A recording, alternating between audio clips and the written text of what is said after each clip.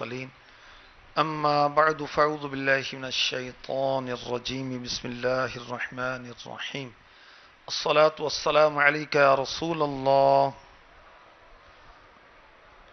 وعلى آلك وأصحابك يا حبيب الله الصلاة والسلام عليك يا نبي الله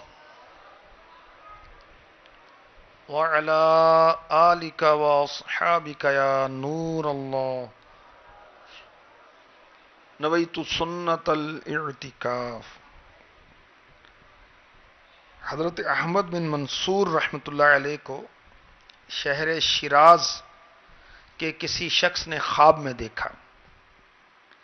حضرت نے سر پر موتیوں کا تاج سجایا ہوا تھا اور جنتی لباس پہنا ہوا تھا اور شیراز شہر سٹی کی جامع مسجد کے محراب میں آپ کھڑے تھے.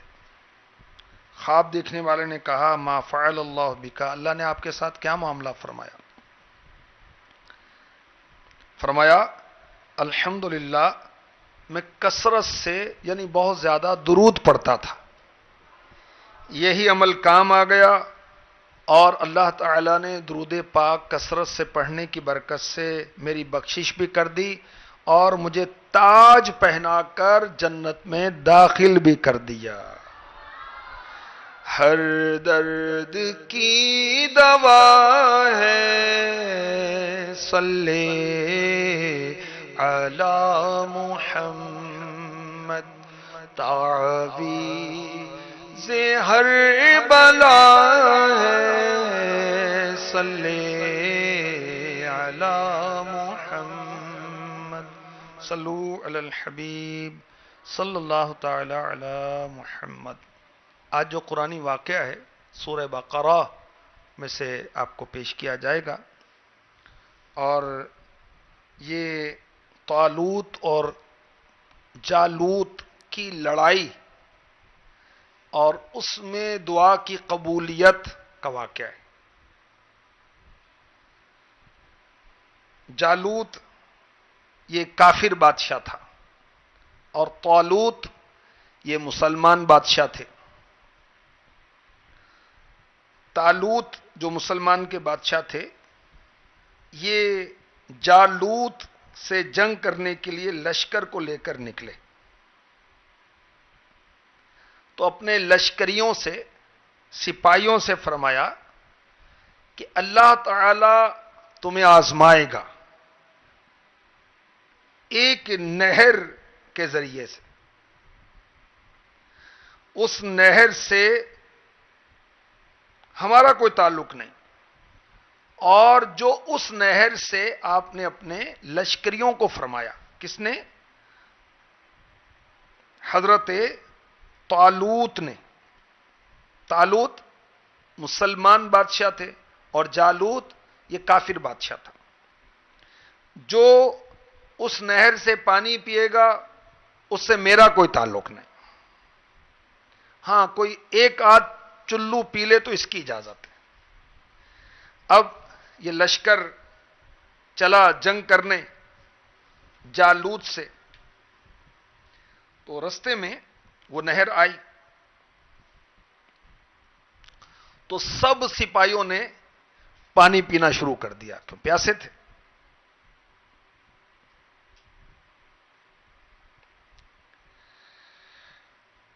تین سو 313 سپاہی وہ اس عہد پر برقرار رہے. انہوں نے اللہ پر بھروسہ کیا، حوصلہ کیا، بہادری دکھائی، ہمت کا مظاہرہ کیا اور اس سے پانی نہیں پیا. قرآن پاک میں پارہ 2 سورہ بقرہ آیت نمبر 249 میں ذکر ہوتا ہے قال الذين يظنون أنهم ملاقو الله كم من فئة قليلة غلبت فئة كثيرة بإذن الله والله مع الصابرين.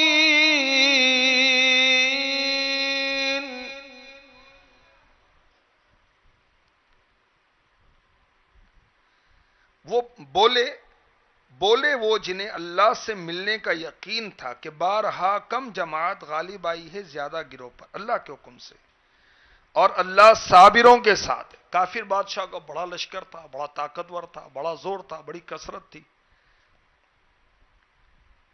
جب یہ کامل ایمان والے جالوت اور اس کے لشکر کے سامنے پہنچے تو اب انہوں نے دعا کی.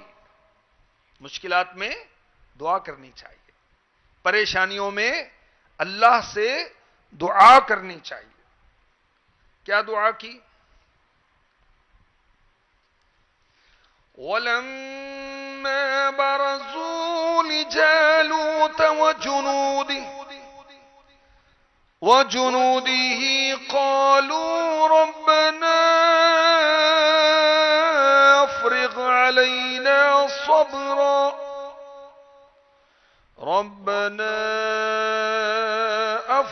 عَلَيْنَا صبرا وثبت أقدامنا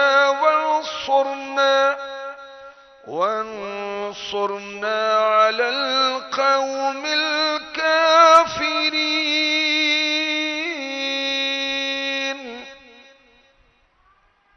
پھر جب سامنے آئے جالوت اور اس کے لشکروں کے عرض کی، اے رب ہمارے ہم پر صبر انڈیل دے اور ہمارے پاؤں جمے رکھ اور کافر لوگوں پر ہماری مدد کر.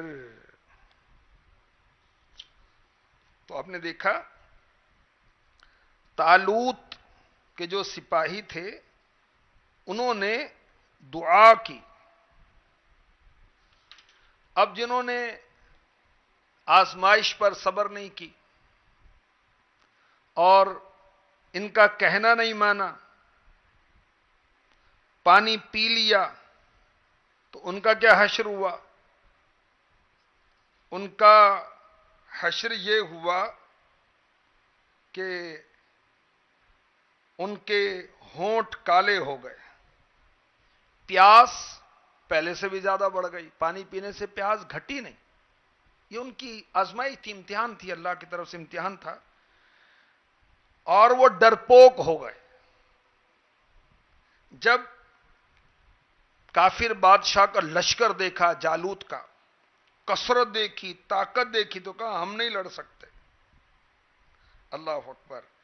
اور جو ایمان والے تھے، جو کامل رہے، کامل ایمان والے، انہوں نے کیا کہا؟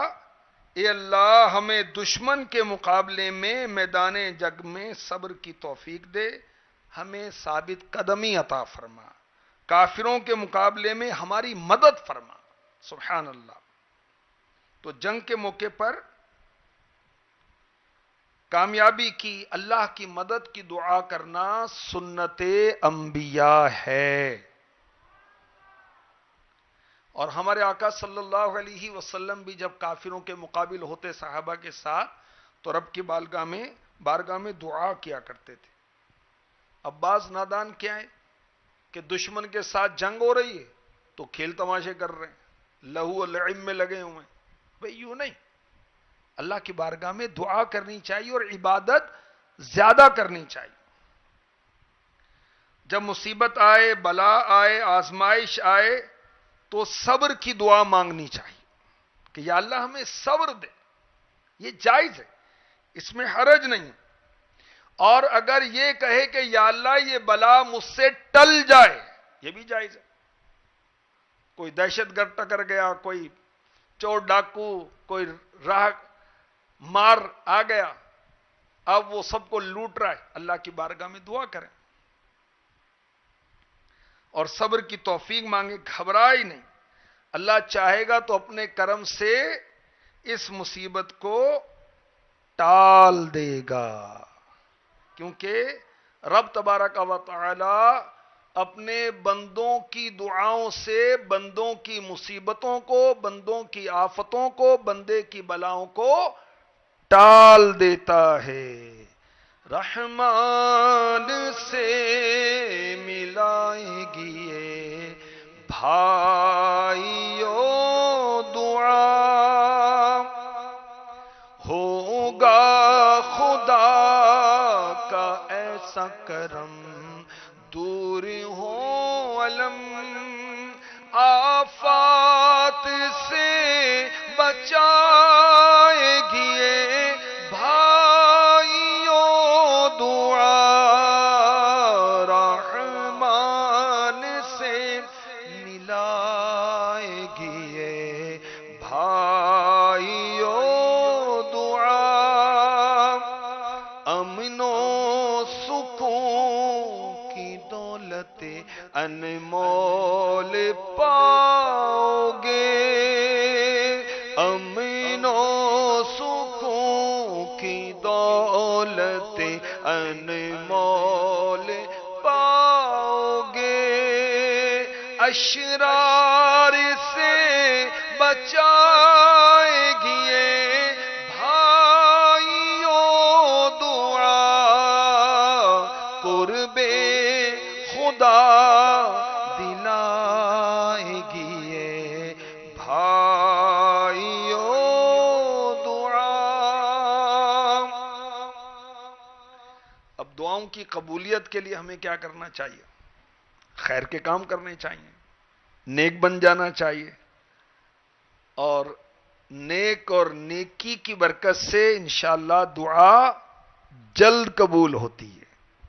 ایمان والوں کی دعائیں، نیک لوگوں کی دعائیں، اچھے کام کرنے والوں کی دعائیں اللہ پاک قبول فرماتا ہے۔ چنانچہ پارہ 25 سورہ شورى آیت نمبر 26 ارشاد ہوتا ہے، وَيَسْتَجِيبُ الَّذِينَ آمَنُوا وَعَمِلُوا الصَّالِحَاتِ وَيَزِيدُهُم مِّن فَضْلِهِ وَالْكَافِرُونَ لَهُمْ عَذَابٌ شَدِيدٌ۔ اور دعا قبول فرماتا ہے ان کی جو ایمان لائے اور اچھے کام کیے، اور انہیں اپنے فضل سے اور انعام دیتا ہے۔ کافروں کے لیے سخت عذاب ہے۔ تو اللہ پاک ان کی دعائیں قبول فرماتا ہے جو ایمان والے، ایمان لانے والے، اچھے اعمال کرنے والے،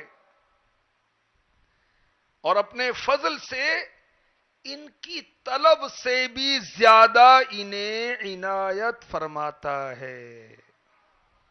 تو نیکیاں، اچھے اعمال، نماز، روزہ، حج، زکوٰۃ، ماں باپ کا ادب، احترام، ان کی خدمت، اولاد کی دینی تربیت، بہن بھائیوں پر، مسلمانوں پر خرچ کرنا، سخاوت کرنا، زکوٰۃ دینا، فطرہ دینا، قربانی کرنا، صدقہ و خیرات کرنا، نیکی کی دعوت دینا، قرآن کی تلاوت کرنا، قرآن پڑھانا، اذان کا جواب دینا، کتنی نیکیاں۔ اچھے اعمال قبولیت کی دعا میں معاون ہوتے ہیں۔ اب جو چاہے کہ میری دعا قبول ہو تو گناہوں کو چھوڑ دے، نمازوں میں غفلت چھوڑ دے، بدنگاہی چھوڑ دے، حرام کھانا چھوڑ دے، حرام کمانا چھوڑ دے، جھوٹ بولنا چھوڑ دے، غیبت کرنا چھوڑ دے، چغلی کھانا چھوڑ دے، ماں باپ سے بدتمیزی سے پیش آنا چھوڑ دے، اولاد کو دین سے دور کرنے سے باز آ جائے، گناہوں کو چھوڑ دے، اللہ چاہے گا اس کی دعائیں قبول ہوں گی۔ ہمارے آقا صلی اللہ علیہ وسلم نے ارشاد فرمایا، ایک شخص طویل سفر کرے، بڑا لمبا سفر کرے، بال اس کے الجھے ہوئے ہیں، کپڑے مٹی اس پر پڑی ہوئی ہے، اپنے ہاتھ آسمان کی طرف پھیلائے، یا رب یا رب کہے، کھانا اس کا حرام، پینا اس کا حرام، اس کا پہننا حرام، اس کی پرورش حرام، تو اس کی دعا کہاں قبول ہوگی؟ دعائیں قبول نہیں ہوتی. تو غور تو کریں، کہیں حرام سود و رشوت کے لین دین کی وجہ سے تو ایسی نوسط نہیں ہو رہی کہ دعائیں قبول نہیں ہو رہی. حضرت ابراہیم بن ادم رحمۃ اللہ تعالی علیہ سے کسی نے پوچھا کیا وجہ ہے اللہ سے ہم دعائیں کرتے ہیں دعائیں قبول ہی نہیں ہوتی؟ فرمایا اس کی وجہ یہ ہے کہ اللہ تعالی نے تمہیں جس کام کا حکم دیا ہے تم وہ کام نہیں کرتے، اس لیے تمہاری دعائیں قبول نہیں ہوتی. ہمیں دعاؤں کی قبولیت کی ایک ترکیب یہ بھی کرنی چاہیے کہ اپنے لیے کسی اور سے دعا کروائیں. خود تو دعا کریں ہی، اپنے لیے کسی اور سے دعا کروائیں. جب کوئی ہمارے لیے یا ہم کسی کے لیے اس کی غیر موجودگی میں دعا کریں گے، اللہ چاہے گا یہ دعا جلدی قبول ہو جائے گی. ہمارے آقا صلی اللہ علیہ وسلم نے فرمایا بہت جلد قبول ہونے والی دعا غائب کے لیے ہے. غائب کی دعا غائب کے لیے. تو جو مسلمان اپنے مسلمان بھائی کے لیے اس کی غیر موجودگی میں دعا فرماتا ہے تو وہ جلدی قبول ہوتی ہے. یہ شخص اپنے مسلمان بھائی کا خیر خواہ اور مخلص بھی ہے. سامنے دعا کرے تو ہو سکتا ہے کہ ریاکاری ہو، سامنے دعا کرے ہو سکتا ہے دکھلاوا ہو اس کے اندر، سامنے دعا کرتا ہے ہو سکتا ہے اس میں خوشامد ہو. اس کی غیر موجودگی میں دعا کرے تو یہ دعا جلد قبول ہوتی ہے. ہمارے آقا صلی اللہ علیہ وسلم نے فرمایا 3 شخص ایسے ہیں جن کی دعا رد نہیں ہوتی. نمبر 1 روزہ دار کی دعا، یہاں تک کہ افطار کرے. سبحان اللہ، افطار کے وقت تو خصوصی قبولیت ہے نا، افطار کے بعد سحری کے بعد سارا دن وہ روزے سے ہے تو سارا وقت اس کا قبولیت دعا کا وقت ہے. عادل حکمران اس کی دعا رد نہیں ہوتی. مظلوم کی دعا رد نہیں ہوتی. مظلوم جس پر ظلم کیا گیا، مظلوم کی دعا کو اللہ تعالیٰ بادلوں کے اوپر بلند کرتا ہے، اس کے لیے آسمان کے دروازے کھول دیے جاتے ہیں. اور اللہ تبارک و تعالی ارشاد فرماتا ہے میری عزت کی قسم میں ضرور تیری مدد کروں گا چاہے کچھ دیر بعد ہی ہو.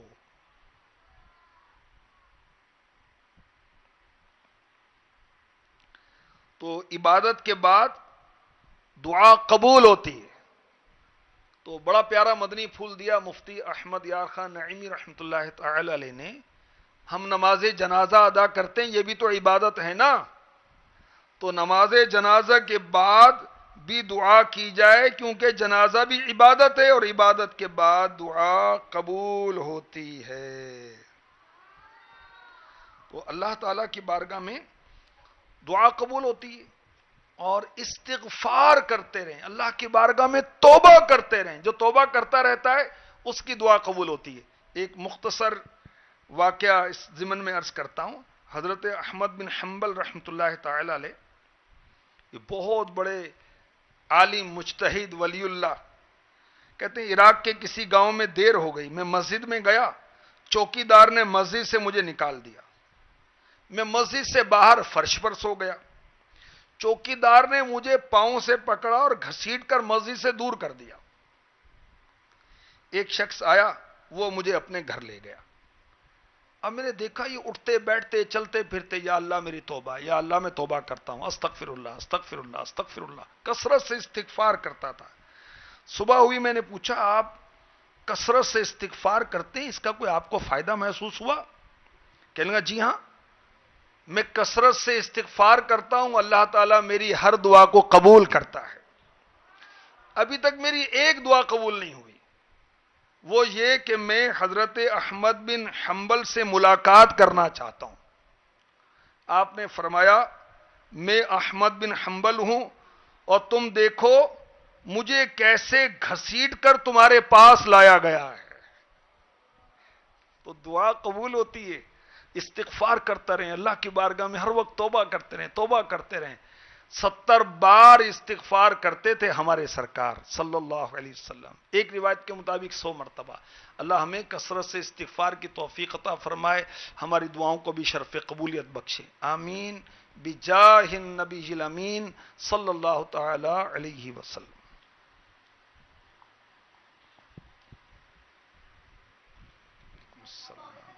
ہوگا خدا کا ایسا کرم, دور ہو علم, آفات سے بچائے گی یہ بھائیو دعا, رحمان سے ملائے گی یہ بھائیو دعا. خوشبوئے رمضان, خوشبوئے رمضان.